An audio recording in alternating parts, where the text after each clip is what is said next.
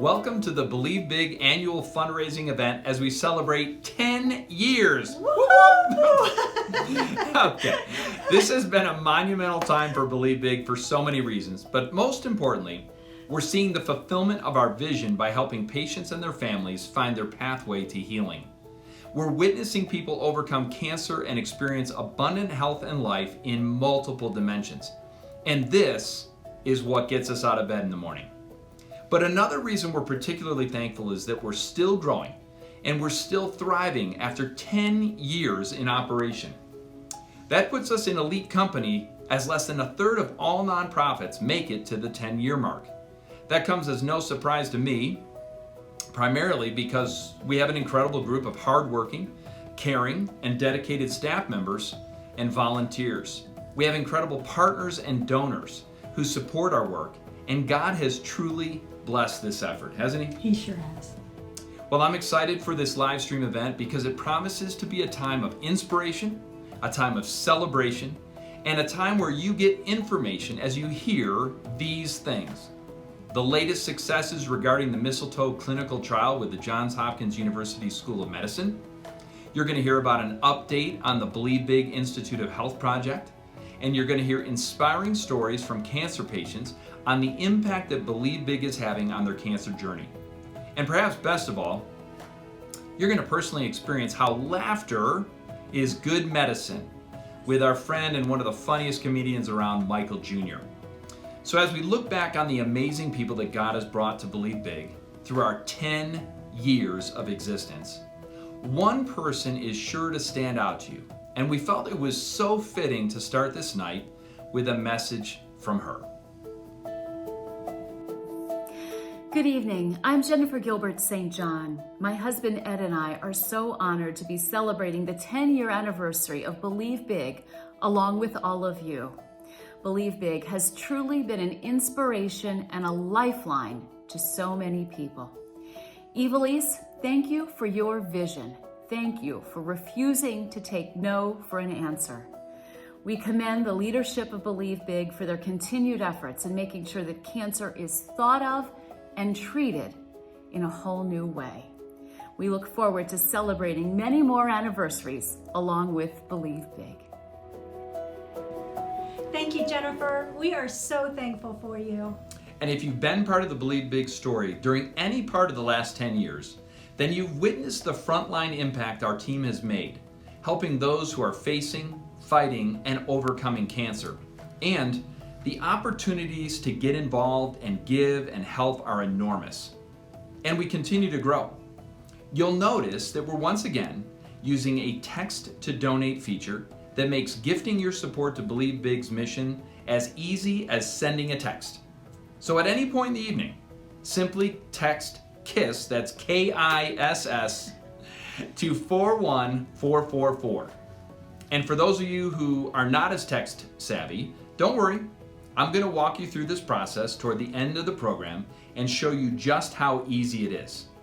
We also have a really cool event thermometer set up on this page for you to view in real time our progress towards our $200,000 goal.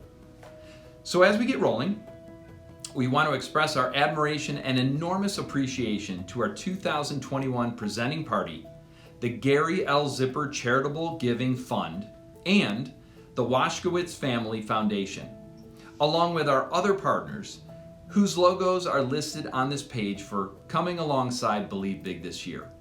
These partners, like so many of you, have given us the resources we've needed to literally save lives. And for that, we say thank you. Yes, thank you so much. This year we have a kaleidoscope theme. I love kaleidoscopes because they remind me of our lives and the lives of the cancer patients we serve. A kaleidoscope is made up of fragments of beads or glass at one end that when you turn and look through them, you will see those fragments turn into beautiful images, similar to the broken pieces of our lives. I know for me personally, one of the key pieces on my path to healing was my focus. I needed to focus on the capability of God instead of the challenge of cancer that was before me. When I first received my diagnosis, most of my focus was on the magnitude of the problem, and I knew that I had to change. When I was able to pick up my head and focus on God, it allowed me to turn the kaleidoscope to face His light, and only then could I see the beautiful images that He could make out of the broken pieces. I truly believe that God used the brokenness I experienced during my cancer journey so that I can now speak life to those who are feeling hopeless on their journey. 100%, Ivelisse. I was thinking back through to the earliest days of that journey and how challenging it was to reframe the way we saw it. Well, my experience in life is that God will use the pain and brokenness in our lives for a greater purpose if we change the way we see it. So let's pause right now as we celebrate the amazing work of Believe Big to give thanks. We realize and appreciate that our supporters, our donors, our guests watching are from a variety of different faiths, and we welcome all of you. So in keeping with our values and our tradition, please join me as we start this evening by giving thanks in prayer. Heavenly Father, we are thankful for the opportunity to communicate with our team, our faithful supporters, our patients and families, and our medical professionals in communities all around the world. We pray that this evening will be an encouragement and an inspiration to all of those who are with us. We pray that you would give us hope, that you would give us help and healing in the middle of both our worldwide challenges and personal storms.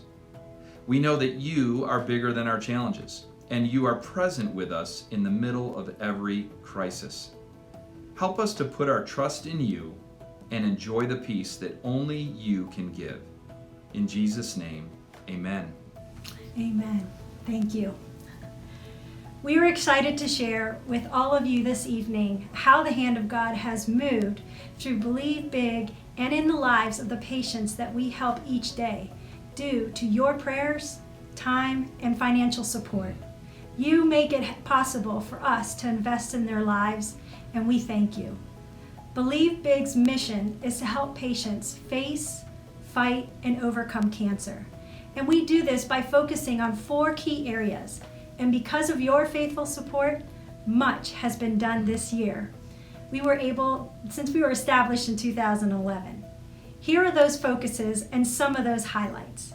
1, we educate individuals on a comprehensive approach in cancer prevention and treatment. 2, we connect patients with physicians trained in mistletoe and nutrition therapy and the resources necessary to help them advocate for their own health. 3, we provide spiritual support and encouragement to help patients and their families overcome fear and anxiety. And lastly, we will overcome cancer with the development of the Believe Big Institute of Health and by supporting the ongoing phases of the Mistletoe Clinical Trial in collaboration with Johns Hopkins University School of Medicine.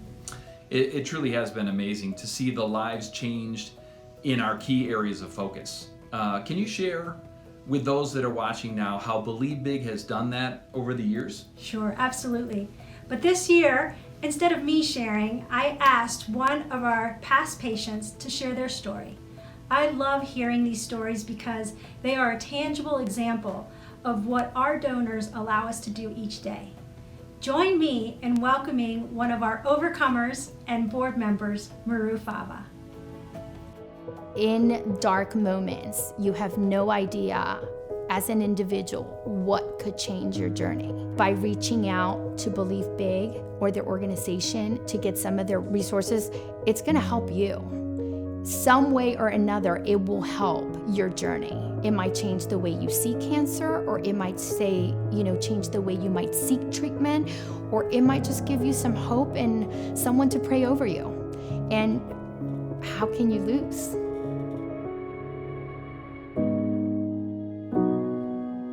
Honestly, I just had a regular checkup. I have been very diligent about getting mammograms. So the next time I came, it seemed like he saw something that he didn't like, my doctor.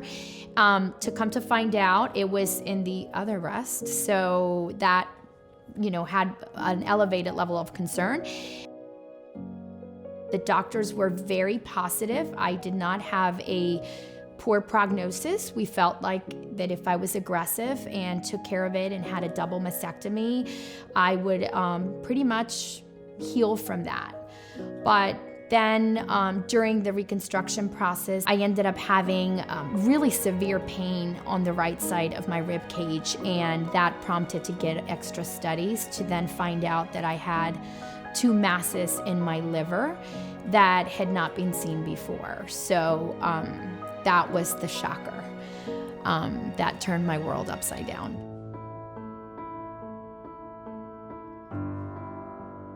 In January, I was diagnosed, actually January 16th of 2015. I call it my death day.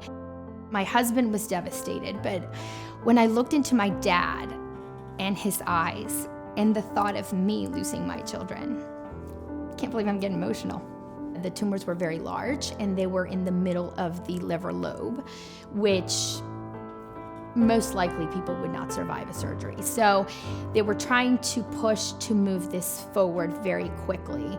And as somebody's looking across a conference room saying to me, get your stuff in order and have a talk with your kids. I'm like in 2 days or yesterday? The caveat was we can go in and close you up right away to extend your life at that moment and do nothing, or we open up and maybe we can take them out and you might be cured. So if it was either 100 or 0. And so I had to find ways to maybe make my body stronger. I always say it was the grace of God. I got an email from Believe Big randomly that week that was offering nutrition seminars. I said, well, I'm just gonna go. I'm gonna go and see what they have to offer. And after leaving this nutrition seminar, and then they offered some resources and handouts and books, I walked away with so much hope. I contacted a natural physician through their website, and I went to see her right away. We got into a nutritional protocol. She prescribed the mistletoe. I started all those vitamins and things that would help my body. I could tell you what I saw after I came out of surgery. My doctor, surgeon, was on top of me. He looked at me with tears in his eyes and said to me, God was with us today, and you're gonna be fine. The way he described it is like I was scooping like an ice cream. I came in, I scooped the tumor, there was no bleeding, we had bank blood, I did not have to go to ICU. She responded like a miracle. And so I live by that. My life is completely back to normal, other than this lovely pandemic that hit us that has really taken a toll on not just myself, but everyone. So other than that, my life is probably better than it was before my diagnosis.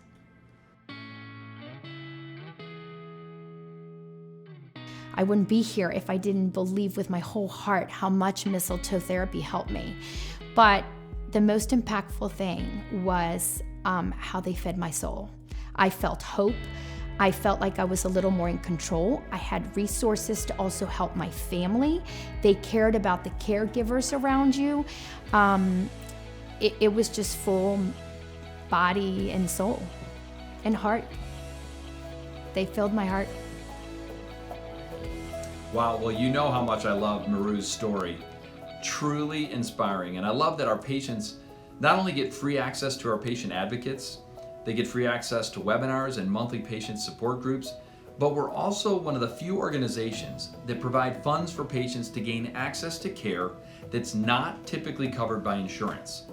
Can you tell me more about that? Sure. Well, actually, I asked Patti Buttermire, who is one of our frontline workers and our patient advocate team leader, to share with everyone tonight.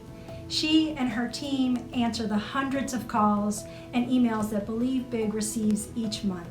She too is a great example of a person that turned problems into possibilities.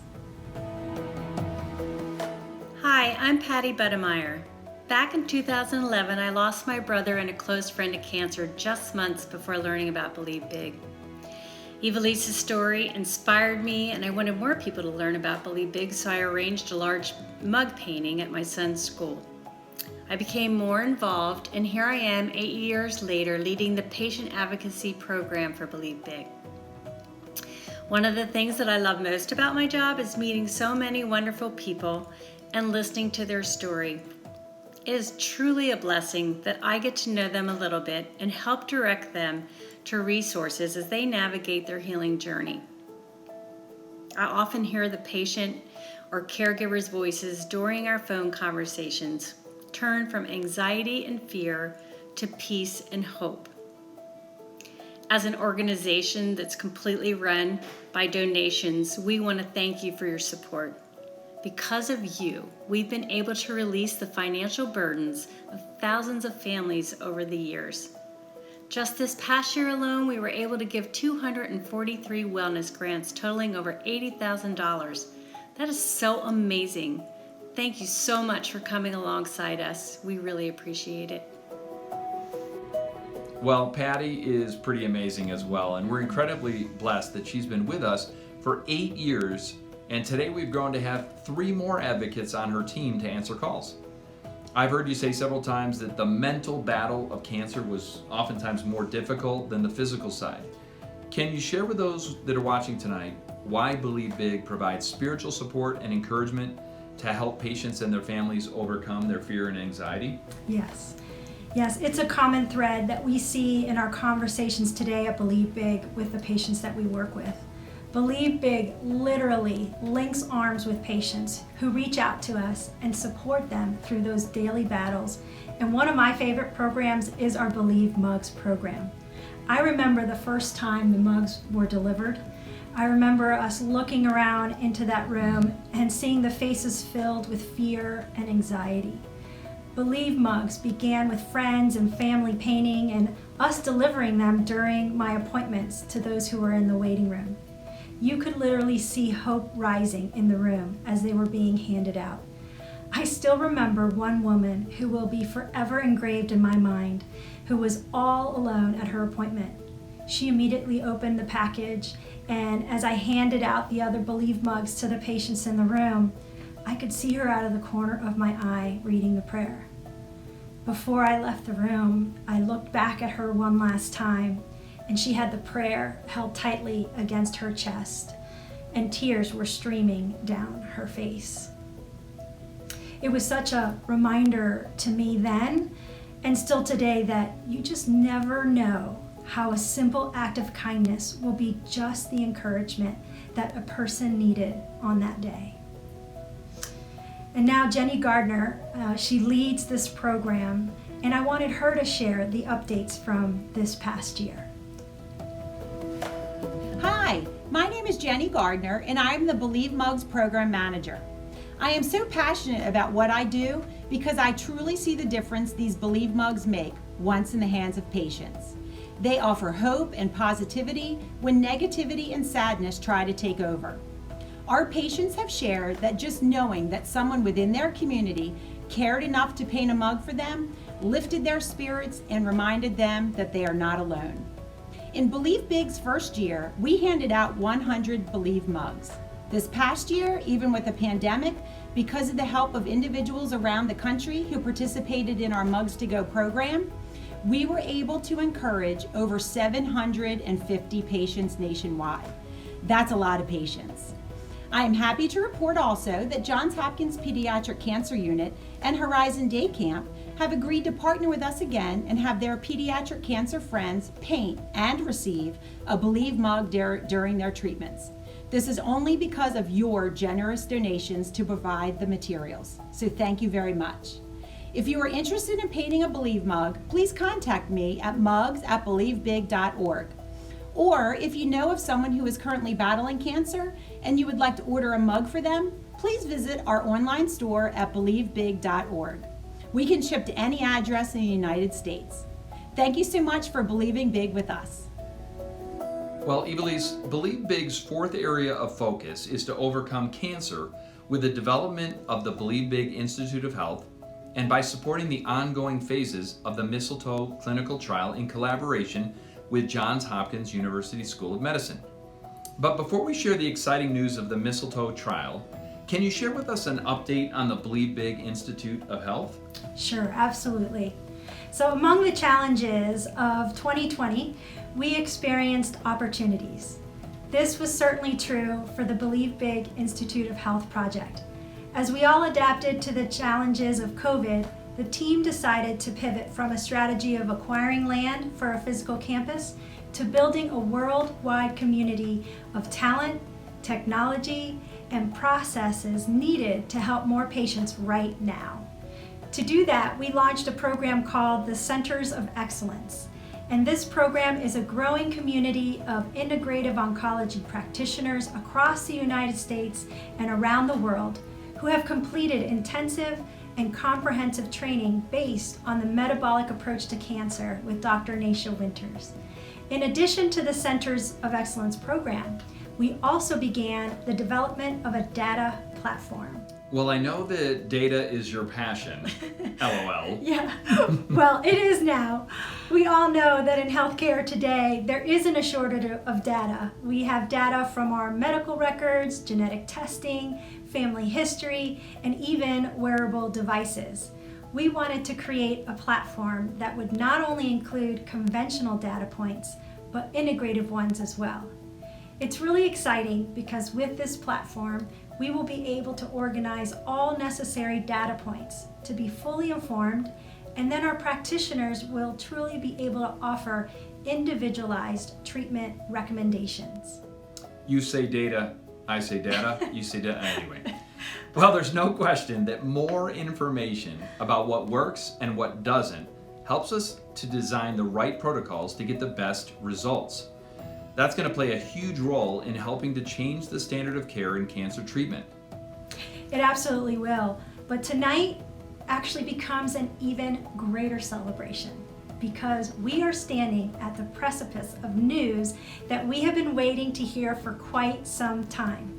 Not only are we celebrating 10 years at Believe Big, but we are also about to hear the latest news about the Mistletoe Clinical Trial from Dr. Poller that we have been waiting to hear for some time. Before she joins us, I wanted to show everyone a short video we created of the exciting moments leading up to and during the trial. We are at a standing stone moment in history that will be forever marked by the grassroots efforts, teamwork, and belief due to the team at Johns Hopkins, our supporters, and the hands of God.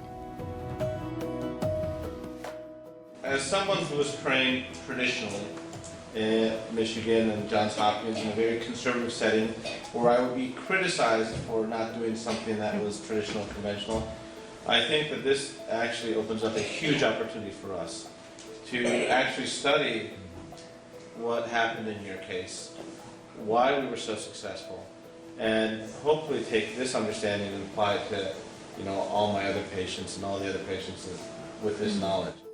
My day job is traditional oncology, and I can tell you at Hopkins we do it very well. My day job is basic science research with some of the best and brightest minds, and I can tell you we do very well. But we need to do better. Patients are still dying. We are still having many millions of diagnoses of cancer every year. Millions of patients are dying every year, despite all the advances that we're making in the laboratories and in the clinic. Tell us a little bit about how important it is that we're doing the Mistletoe trial right now. Why is this important at this moment in time? So I think as somebody who, when I'm in New York, I say we, and when I say we, I still mean Hopkins and Baltimore, and they haven't gotten used to it. Good job, good job. I think it's important in so many different ways. On a personal level, when I was trained at Hopkins, and I've been here since '98, and trained by some of the best, and Hopkins has a lot of the best physicians and researchers possible. My mentor said, if anyone ever tells you something's impossible, you gotta go do that. And when I met Ivelisse she came to me and said, you know what, I don't want to do any conventional therapy, but I still want you to be my doctor. And I was like in my head, okay, that's impossible. Second interaction. things are going well. She's on mistletoe. Disease is not coming back. And she says, I want to do a clinical trial for mistletoe. I go, okay, impossible. And so every step of the way, we've been overcoming barriers. We've been doing things that other people aren't doing. A lot of people are trying mistletoe, but not in a way that we can go to the world and say, okay, it works this way, or we can improve lives this way, or we can cure people this way. And that's what's going to go on here. And there was a very touching moment. What was it, a year ago? In order to do this, we have to get FDA approval. The FDA has to tell us it's okay to go forward. And do you know when that was done? On Christmas Eve. And I think somebody at the FDA did it on purpose. But it's important beyond that. It's important for patients. It's important for everyone in this room. And it's important for Baltimore. And I think that when we put all this together, and you can see all the groundswell around this, something positive is going to come of it. But it's important on so many different levels that this succeeds. I can't believe that it was 4 years ago that Jimmy and I, Dr. Hindenburger and Dr. Diaz, sat down for the very first time to meet about the plans for the first ever Mistletoe Clinical Trial in the United States. We met monthly for years, spoke with German researchers and mistletoe manufacturers, and later brought on Dr. Channing Poller to be the lead investigator for the trial due to her expertise with natural products. And during that time, Believe Big also started to raise the needed funds for the trial. We are here at this very moment in time because so many of you tonight gave to make it a reality.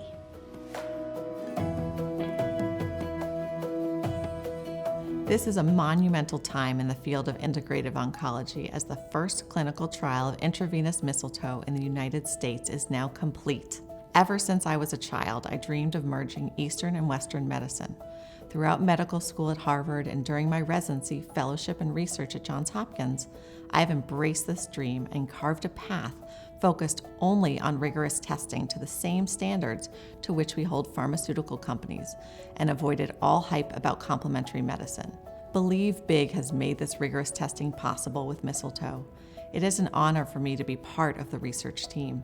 I'm excited to share with you tonight that we have found the maximum tolerated dose. That is the recommended dose to proceed with the next phase of studies. I'm delighted to share with you that we have found a dose of intravenous mistletoe therapy that has been proven to be safe for cancer patients. As the trial was just completed, our next steps are to start evaluating the data on our secondary objectives. Specifically, we are going to look at how mistletoe can impact cancer in the patient's body by looking at tumor marker kinetics, markers of inflammation, and assessments of quality of life. As we learn more in the upcoming months, Believe Big will keep you informed on these additional findings. I'm especially gratified because when a publication comes out of Johns Hopkins showing that there is a safe dose to proceed with future studies, the broader medical community listens, and others may also find ways to study this drug. This breakthrough has been made possible because of Believe Big and you. Without your help, this level of rigorous research would not have been possible. Thank you. And not to let you off the hook, to push this to the next level, we are going to need more help if we are going to do more clinical trials. This phase 1 trial is the first step in a long road in making mistletoe therapy a part of standard of care in oncology so that it may be covered by insurance and available to all patients for whom it may make a difference, not only for those in a position to pay out of pocket. The next phase is called phase 2, and it focuses on the activity of the drug. In other words, it focuses on how the activity of mistletoe in a cancer patient's body affects the growth of cancer cells and quality of life. Now that we are going to publish the maximum tolerated dose and recommended phase 2 dosing, we are able to investigate the best tumor type or tumor types where it is likely to have the greatest impact. Thank you again for your support.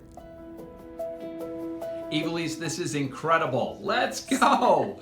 I'm so excited to see this move forward into the next phase.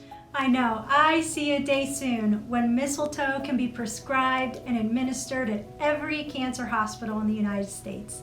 I see a day soon where it is covered by insurance and help alleviate the financial strain on patients and their families. Well, I'd like to take a few minutes right now to invite all of you who are watching to partner with us financially to help us have the resources that we need to both expand our reach as we help people overcome cancer and change lives. Well, our goal tonight is to raise $200,000 and to add 100 new monthly partners, because that's the number that it's going to take to meet our budgetary needs. Other goals this year include being able to give $80,000 in wellness grants so that patients can gain access to integrative care that's not currently covered by insurance. Another goal is to get back on track after COVID and deliver over 2,000 Believe mugs to patients and their families. We also want to provide the materials for 2 pediatric mug paintings and host 6 free wellness webinars. Plus, we need to raise the needed funds for phase 2 of the Mistletoe Clinical Trial. We are growing as an organization and we need your help to continue to help patients, family members, physicians, and individuals who all reach out to us nationwide. The reach and impact has been incredible. In 2015, our reach was 43,000 individuals. In 2017, we reached 130,000. And in 2020, we reached almost 200,000. So when you give between 100 and 5,000, here's the direct difference it will make. $100 will provide 7 pediatric patients art therapy. $250 will provide a wellness grant for nutrition therapy or to see an integrative practitioner. $500 provides an IV mistletoe grant. $1,000 provides 10 hope packages that are mailed over the holidays to those who have lost a loved one this past year. $5,000 helps us fund a part-time patient advocate. And here is a short video, a video of thanks from one of our amazing families that we had the opportunity to help this year because of your help and investment. I believe big. Cheese. We just wanted to say thank you so much for your amazing foundation and just everything that you do, and happy 10 years. That's exciting, and many more to come because of you all and your influence over the integrative field with mistletoe. We just know that many big and great things are coming, and this guy is thriving. So we just thank you so much for all that you have done for us and what you are doing for the community of oncology in both the adult world and in the pediatric world. So I'm excited to see what's to come. Thank you so much. Happy 10 years. I just love that little Micah, don't you? It's awesome. Well, will you help us reach our goal tonight so that we can help more patients just like Micah? We've created a very simple way for you to contribute tonight virtually. If you're not watching on your phone, I want you to please join me in pulling out your phone. That's right. Grab your phone now, pull out your cell phone, and I'm going to walk you through the process. I want you to open a new text message to the number 41444. You're going to text this number to 41444. And in the message box, I want you to type in the simple word KISS. That's K-I-S-S. Keep it simple, silly. It can be all lowercase or uppercase. It's not case sensitive, so don't worry. And then hit send. So you're going to text KISS, K-I-S-S, to 41444, and then hit send. Now you're going to receive a text message back. Go ahead and click on the link on that text, and you'll be taken to a safe and secure donation page where you can complete your donation. You'll also see throughout the page and right next to our live stream event video, a yellow donate button. So if that's easier, you can go ahead and click there and you can donate right from that page. I personally think texting KISS to 41444 is the easiest way to do this. Yeah, yes. Well, while you are all finalizing your donations, we're going to continue on with our program. We wanted to do something special this year to lift your spirits and encourage you. Our team and board of directors invited one of Believe Big's friends back to the stage to bring a little laughter into your souls and your homes. I have asked Believe Big's incredible Director of Operations, Jackie Gardner, to introduce him. Good evening. Known as one of today's most gifted communicators, Michael Jr. brings laughter and encouragement to audiences all over the world. Using comedy and dynamic storytelling, He inspires audiences to discover and activate their purpose. This unique skill set has landed him on stages like The Tonight Show on NBC, TEDx Talks, and Jimmy Kimmel Live. His mission to make laughter commonplace in uncommon places, and seeks opportunities to share his gift with those in homeless shelters and prisons. You can also find him in Sony Pictures' feature film, War Room, as well as starring roles in Selfie Dad, Laughing on Purpose, and More Than Funny. Please join me in welcoming Michael Jr. to our 10-year anniversary celebration. You've seen him on The Tonight Show. He's been on TED Talks. You've seen him on Oprah Winfrey. And he's here with you tonight. Put your hands together and welcome to the stage, my man, Michael Jr. Yo, I am so excited. I get to be a part of this Believe Big event. Have you heard about it? I hope so, because you're here and I'm here and we get to have a blast as a result of this. It is the 10th anniversary. You thought I was gonna say 5, didn't you? But I pumped my hands twice, so that's 10. What if I went like this? 4, 4. Well, I can't do it 3 times, because that would be 17, so I can't do that. Anyway, we're gonna have a blast. It's gonna be so much fun. We're gonna have fun, and we're gonna raise some funds as well. And please understand, I want you to know, because this organization does such an amazing job at taking care of people, you get to be a part of that as well. You are the people who actually get to be a significant part of the lives that will be changed as a result of this. People are actually going to be able to rest better because you got their back. And because you got their back, they're going to be able to believe big. So I'm pumped and super excited. But to get this thing kicking the way I want to get it kicking, we're going to do this thing I refer to as the 3 levels of laughter. On the count of 4, I always do 4 because anybody count to 3, right? I want to go over and above, right? So on the count of 4, I want you to laugh, but I want you to do your level 1 laugh. Your level 1 laugh is like a chuckle. There may be a little body movement, but it's like from the shoulders up. So on the count of 4, I want you to do that for like 5 seconds. I know, seems weird. You're probably thinking to yourself, when she gonna say something funny? No, I'm not gonna do anything. You're gonna do the work. And it's pretty powerful what I'm gonna show you on the other end of this, okay? So for like 5 to 7 seconds, literally, for real, I want you to laugh. On the count of 4, let's go. 1, 2, 3, 4. It's this laugh right here. Your chuckle laugh. So I want you to do this for real. This is very, very important. Good stuff. I appreciate you doing that. Now we're gonna go to level 2 laughter. This is where the upper body is moving, right? From the waist up, like there's movement going on, right? We're gonna do this for like 5 seconds. Trust me when I tell you, you wanna do this, okay? For like 5 seconds. I don't care where you're at, probably sitting up with your feet up, whatever the case is, or maybe you're in your car, you just pull it over to the side because that's better than driving and looking at a phone. You shouldn't be doing that, it's just wrong.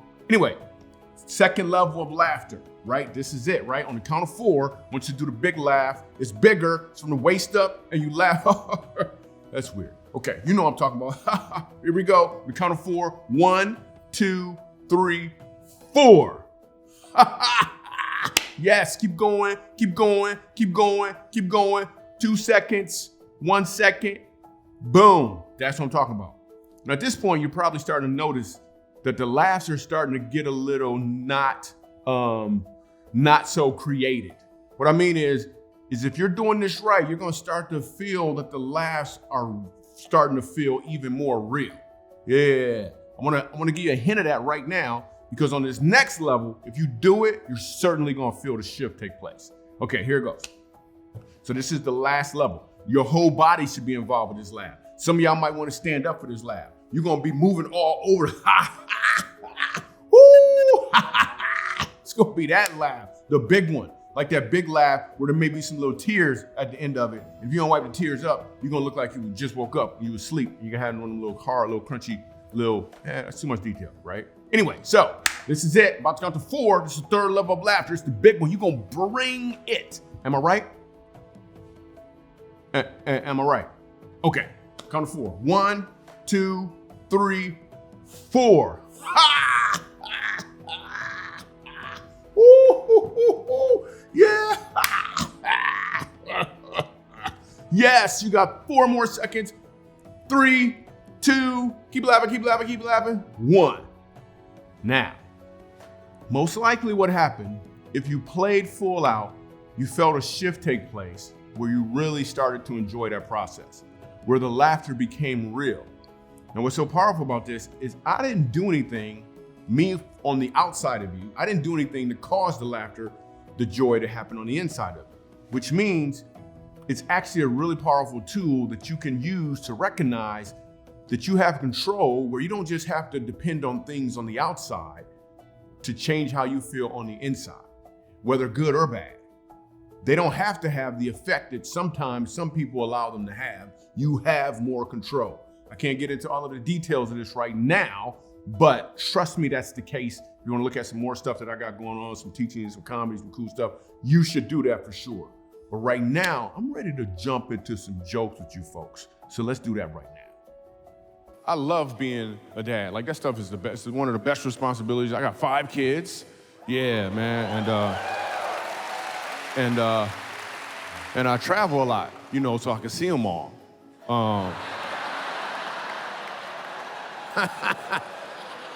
I'm just playing. I don't see them. No, I do have 5 kids. Whenever you have a big family, you have to figure out ways to save money, right? We want to get our family pictures taken. That stuff is expensive. So we did to save money, right? So we all got in the front seat of the car,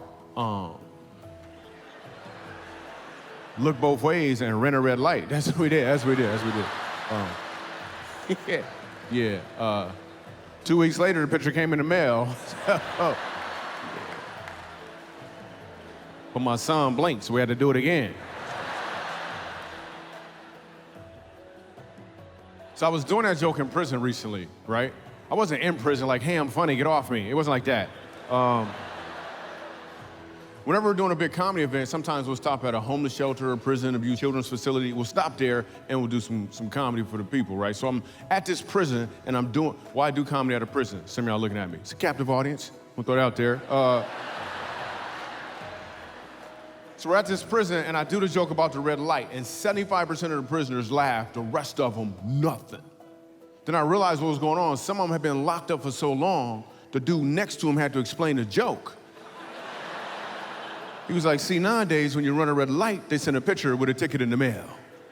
Then he looked at the dude next to him and was like, a red light is what they use for traffic when you go down the road. And then he said, a road is what they use. Where am I right now? I don't work that hard to find comedy. It just kind of shows up.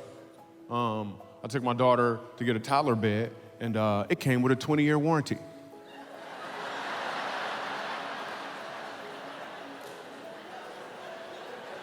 I'm just gonna wait some years. I'm gonna take it back. They're gonna be like, what's wrong? I'm gonna be like, her feet are hanging off the end. And her husband's uncomfortable too. So, need my money back. So before I go any further, I want to explain to you guys how comedy works. This is how comedy works. First there's a setup, and then there's a punchline. Let me explain. The setup is when a comedian will use his talents and resources to seize any opportunity to ensure that you, the audience, are moving in the same direction. The punchline occurs when he changes that direction in a way you're not expecting. When you catch on to this change, you've received the punchline, and the results are revelation, fulfillment, and joy expressed through laughter. Let me give you an example. I took my family to Mexico for a week on vacation. The first 2 days were rough because the people there kept calling me a Negro. The third day, I realized they were saying amigo, and it was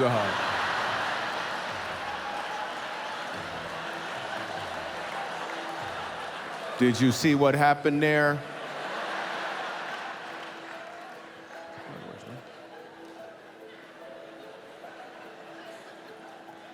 Bro, what's your name right there? It's a brother right there with a hat on. What's your name? Oh, I said brother. I'm sorry. Yeah. You thought I said brother. No, I was talking to the black dude. I'm sorry. My bad. I was talking to the, yeah. I said, brother. Okay, cool. All right, cool. I'm sorry. He's like, no. You're a brother, but I was. All right, well, now I want to go ahead and give some special shout outs to some really, really awesome people. Two in particular, Jimmy and Evelise. Your selflessness, you know what I'm talking about, has been doggone amazing. This organization is blown back at how selfless you have been. And I know you wanted me to tell people how selfless you are too, because that's what people who are selfless do. I'm just playing. Thank you so much for pouring into these people. Thank you for pouring in your time, your energy. Thank you so much for what you've done. I think it's pretty doggone awesome, like for real. Speaking of awesome, we're about to do this thing that I like to refer to as Michael Jr. I Was Wondering. Here's how it works, right? At my live events, right, when I'm live, I'll let the audience members just ask me questions. Any question at all, I'll just let them ask me a question, and I have to come up with a response on the spot. It could be a response of comedy, or something deep, or something insightful. Who knows what will happen? Well, we've done the same thing here. We allowed you to send us some questions so we could play Michael Jr. I Was Wondering. Haven't seen these questions before, but now I'm ready to answer. See how this goes. Let's do the thing. Hello, this is Frank Kelly III, and on behalf of the people of Kelly Benefits, Michael Jr., I was wondering if you could give your perspective on having fun and laughter in the workplace. Thanks. Yes, my perspective on having fun and laughter in the workplace is yes. Next question. Michael Jr., I was wondering, what is it about Believe Big that you love most? Oh, what do I love most about Believe Big? Well, I was believing they would send a big check, and it worked. So there's that. I was just playing. I just love how you love people. I mean, you guys are about coming along people who need to be loved at the exact time that they really need to receive it.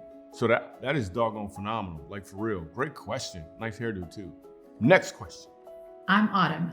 Michael Jr., I was wondering if you would answer 10 quick this or that lightning round questions. Okay. First one, cat or dog? Yes.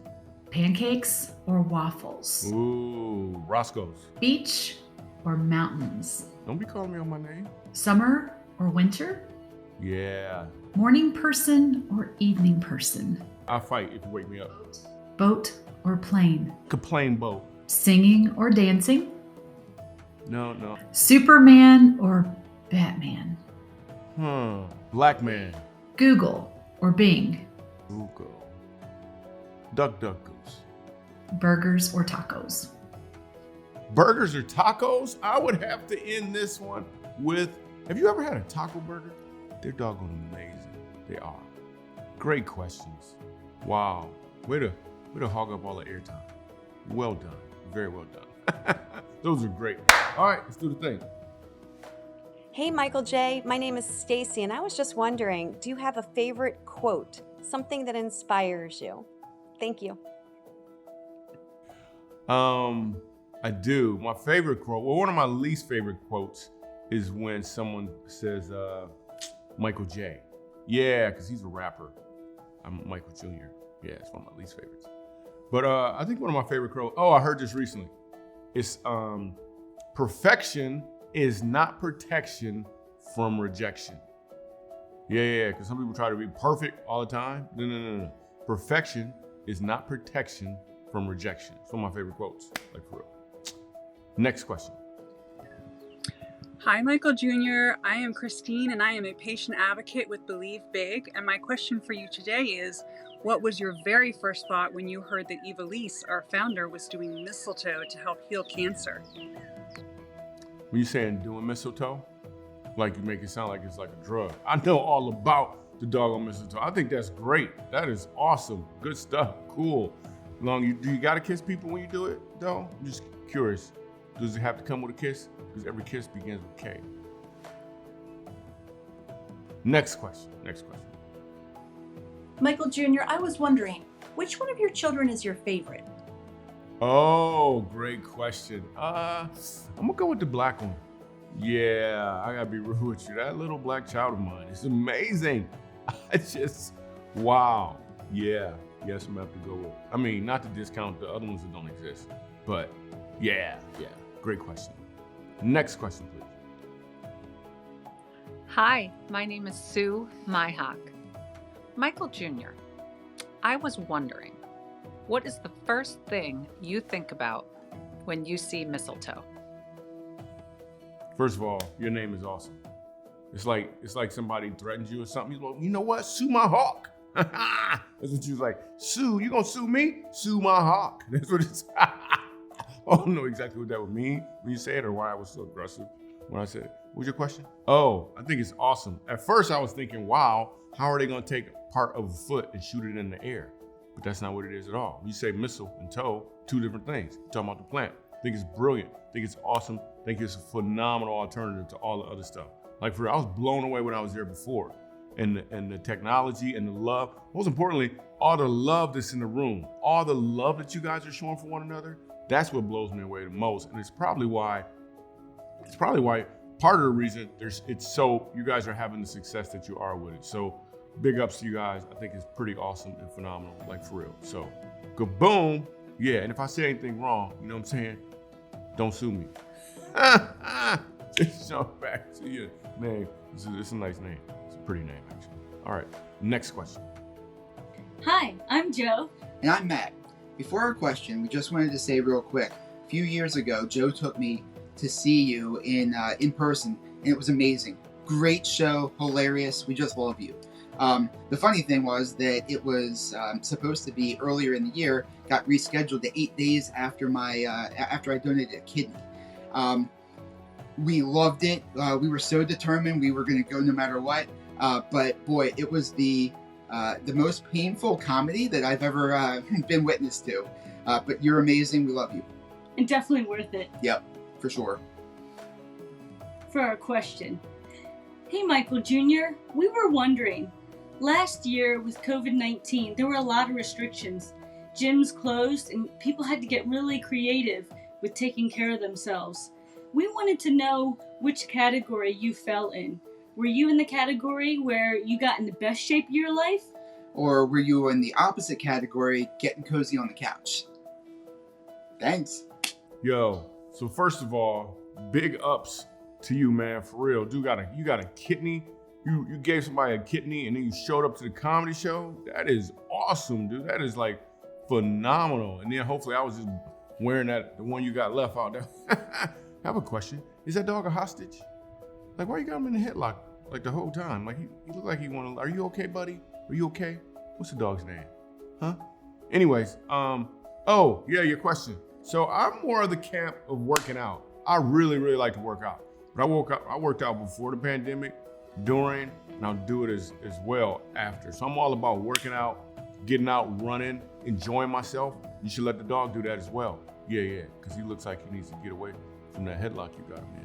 Anyway, you guys are a beautiful couple. That is so awesome. And before we jump back into some comedy, I got a special gift for you guys on the reel. Super excited about this.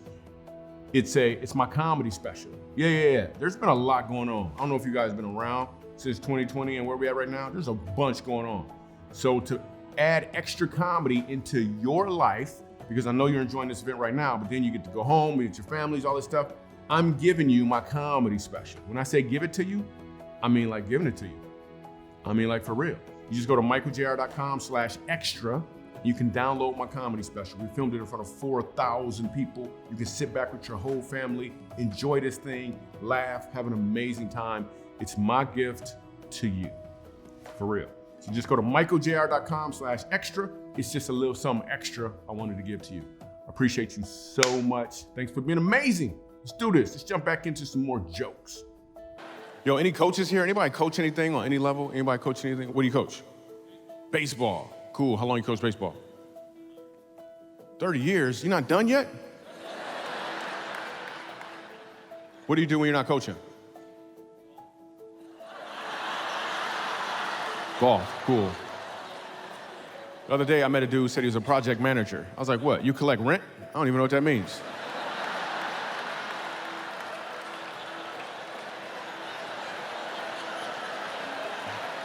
Anyway. So you've been coaching for 30 years. So as a coach, have you ever said this or something like this? Have you ever looked at your team and said, listen, the stuff I'm teaching you here is not just about this game. You can apply it to life. You ever say that? Exactly. Here's the thing about that statement, coach. It's not true.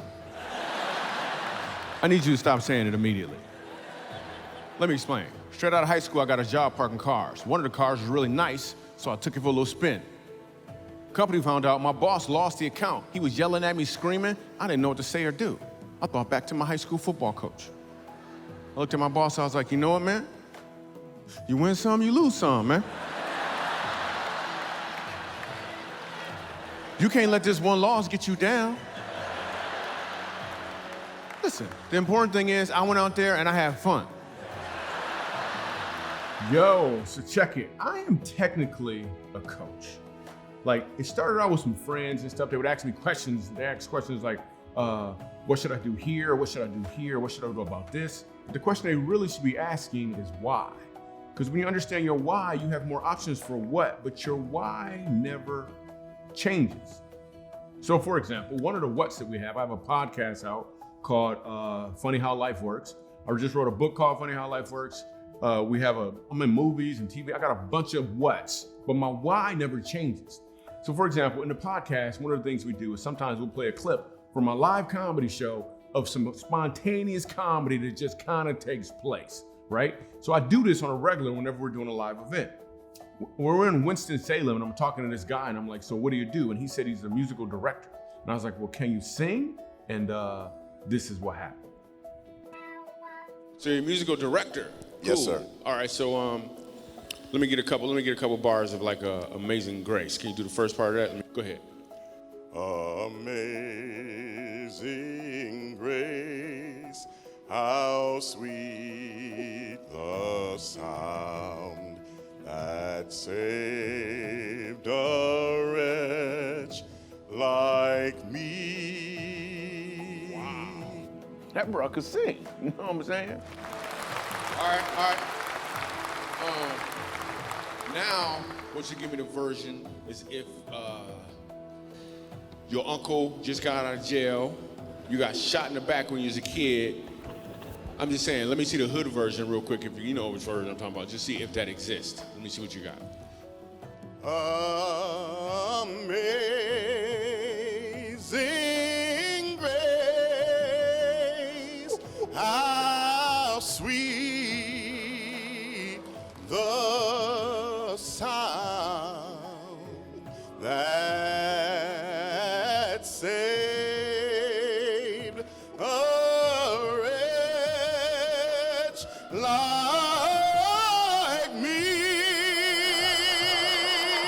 I once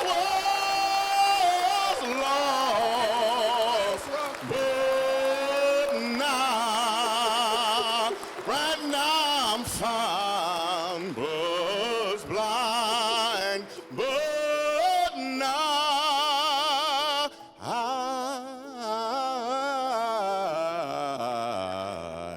I see.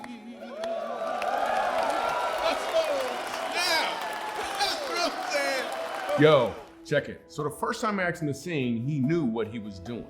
The second time I asked him to sing, he knew why he was doing it. When you're walking in your why, your what has more impact because you're walking in or towards your purpose. The key is to understand why. In fact, I noticed the first time he sang, everyone around him enjoyed it. But the second time he sang, they were moved in such a way that they had to stand up and do something.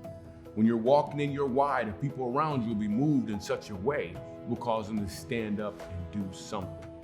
Anyway, so I so appreciate you guys. I can't even begin to tell you. That's been a lot of fun. But with that being said, we're about to jump into some... That was awkward, wasn't it? Well, maybe I was setting something up. Boom. And people will ask me sometimes, Michael Jr., what makes you laugh? What makes me laugh most, really, is awkwardness. Did you feel it just now? Did you feel it? Like, I'll look for awkwardness. Like, I'll get on an elevator when there's like 6 or 7 people in there. I'll let the door close behind me, and I won't turn around.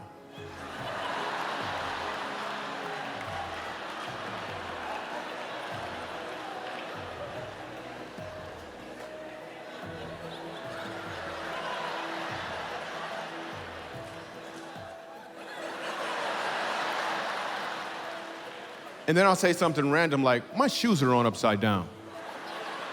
And then everyone gets off on the next floor. And then I just giggle my way to the top. It's so much fun. Another thing I do, right? You gotta try this. This is so much fun. Like, I'll use a phrase the right way that most people use the wrong way. It creates awkwardness, and it's so much fun. Let me explain. So I walk up to somebody I don't know. I never met him before, in public from a little distance. I walk up to him and I'll say, "Hey there, stranger."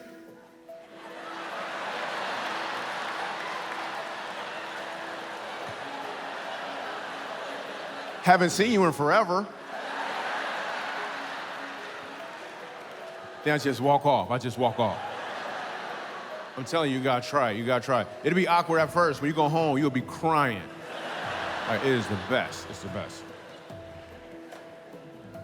Yo, something else I did, like, so I grew up in Michigan, right? And it's cold in Michigan, right? Now I live in Dallas, right? And recently I found one of my old ski masks, right? And I like awkwardness and stuff, man. So I just start walking around Dallas with a ski mask on, man. I'm not gonna rob anybody, that's just wrong. I just got a ski mask on, right? Went to the bank, too. Again, I'm not gonna rob anybody. I'm in line like everybody else. Hey, little girl, how you doing? Cool.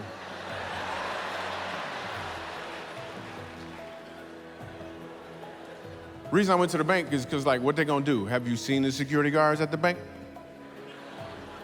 It's like one extreme or another. Some young dude, pimples on his face, he really an insecurity guard. Or it's like a super old dude with like 6 hearing aids, a social security guard. And they never got a gun. They got a walkie-talkie. You're not a security guard. You a tattletale. That's what you are. You're a grown man tattletale. That's what you are. What about this one, right? You ever be on a job interview and partway through you realize, I don't want to work here. At that point, don't bail on the interview. You should have fun. Flip the whole interview. They say something like, "So, tell me a little bit about yourself." You're like, you know what? You go first. Let me ask you a question. Where do you see me in 5 years?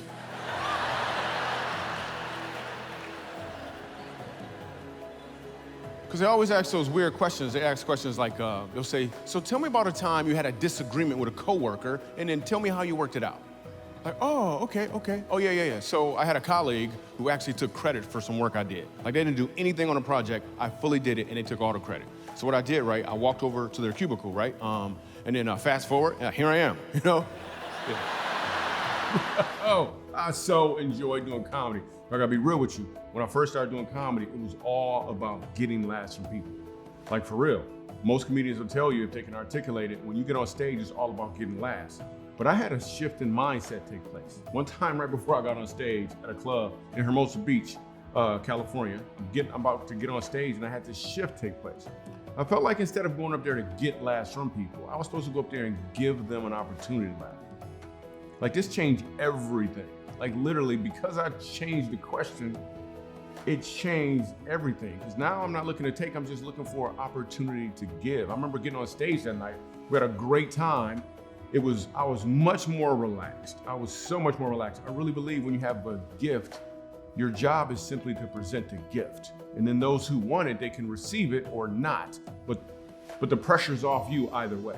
Anyway, I leave the club that night. And I remember walking outside, I'm taking pictures with people and we're doing autographs. And there's a guy across the street that I'd never seen before. It's a homeless guy.